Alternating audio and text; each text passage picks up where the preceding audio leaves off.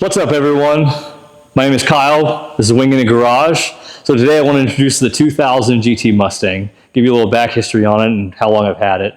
I bought this car back in 2011, January, so I've had it about 13 years now. When I got the car, it was completely stock, except the cold air intake and some Flowmaster mufflers. The car's kind of transitioned a little bit, went to a 5.4 2-valve from an Expedition with the 5-speed. And then we ended up building our own little single turbo kit. I might have pictures somewhere I could show you guys, but it was kind of just tossed together. It made roughly about 550 horsepower, but like 650 foot-pounds of torque. So it's pretty cool back then. We took that out. We tried to put in a 5.4 4-valve Navigator motor, wedged that thing in there. Never got it running because it was just too big of a motor. So we pulled it out, and back then I kind of transitioned and put an LS in it. We built an LS for it, built a twin turbo system for it, and I tried tuning stuff myself, didn't work out, blew up multiple engines. So kind of put the car on the back burner for a little while, built a new motor for it, brought it back out, cut the front end off, welded on this tubular front end. At the same time, I was kind of building my business, so I more focused on that than this. So once again, got shoved in the back. But we brought it back out, and now we're going to clean everything up. We had just got it back 2 weeks ago from the chassis shop, got a 750 cage put in, a 25.5. So we got all that done. We still got to paint the cage. We got the suspension, all new Team Z suspension for it with Keltrax coilovers. And then we have a Gen 1 Sleep Coyote block that we're having built right now. And then we're going to run a Turbo 400 in a reed case. And also, this is going to be a twin turbo car again. We're just switching back to Ford. We got all the TBM brakes, the manual brake master kit for it. So this should be a pretty fun car. It's going to be a long project, but we're going to at least get it back rolling here soon. Right now it's got the old wheels and tires that we've had on it forever, so we're going to change those up to something a lot newer and nicer.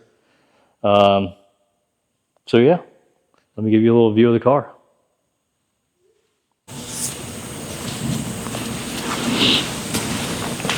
So here's a little preview of the car, just kind of doing a little walk around of it, see what we're kind of dealing with and what sat for the last 3-4 years. So we had the car pretty much stripped down so we could take it to get the cage put in it. So these are the older wheels and everything that are on it. But then if you go inside, you can see all the bar work that was done. It's all in the car and it's under the car. And we'll lift the car up here shortly and show some of the stuff underneath. I think they did a really good job. That's everything they did. We'll probably end up cutting the trunk floor out and just plating it.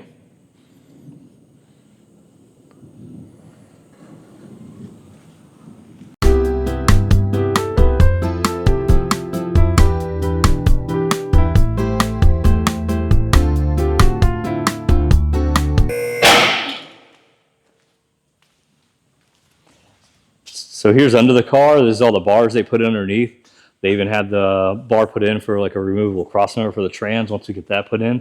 So we can make that. They built in the drive shaft loop and everything. Currently have the 8.8. It's built, spooled, braced, everything. So this is the built rear end that we have in the car. This rear diff cover we're going to swap out because for many years I've had issues with it leaking no matter what I've done to seal it. So we're just going to get rid of it and replace it. We do have an anti-roll bar on the car. We have the Viking coilovers on the rear, which are pretty much brand new. I've never driven the car with them, but we're taking them off. And we're going to go with the Keltrax version of it. So we're going to have all those on there. That way the car works really good. It has the baseline relocated uppers. Don't know how that's going to work, so we'll have to play with that. If it doesn't, we'll go back to standard suspension. It's really it on the back of the car. Like I said, everything's going to get TBM brakes, so all the brakes on here are going to go away. It'll be nice TBM stuff. And then the car does have a parachute mount already on the car. Just got to bring the rest of it. It's at the other shop. We can get that put on there with a new parachute because the other one I kind of let sit out in the weather. I know it has a lot of Cobra stuff on it because that's what I did back in the day. So I'm going to run with it, but it's definitely a 2000 GT. But we're going to repaint the whole car. Not sure what color we're going to do yet. So we might stick with black. We might do like a burnt orange. no telling what we're going to do yet. Do something to make the car stand out, be different than just a regular old black car. But yeah, so this is the beginning of it. Oh. So half the shit on the car will be for sale.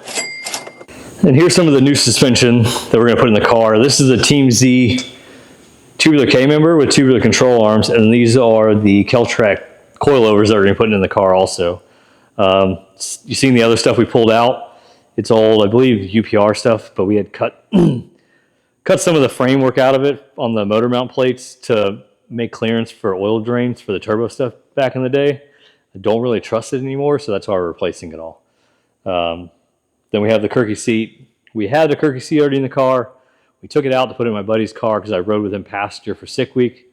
So we used that one, and instead of taking it back out of his car, he just bought me all the replacement stuff. So now I got to rebolt everything to this, reset everything up in this car, and then go from there.